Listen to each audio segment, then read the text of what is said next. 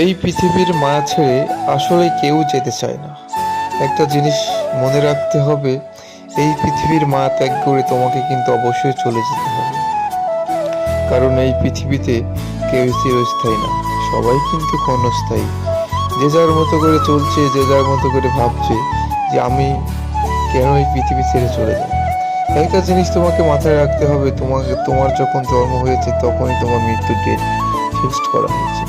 এজন্য তুমি যেখানেই থাকো, যেভাবেই থাকো, আল্লাহকে ভুলে যেও না। যে আল্লাহ তোমাকে সৃষ্টি করলো, সেই আল্লাহকেই যদি তুমি ভুলে যাও, তাহলে কিন্তু তুমি হতাশা ছাড়া কিছুই দেখতে পাবে না। এজন্য যে যেখানে আছো, আল্লাহর প্রতি বিশ্বাস রেখে চলো, নিশ্চয়ই তুমি সফলতা পাবেই। কারণ সফলতা কিন্তু আল্লাহই তোমাকে দেবে।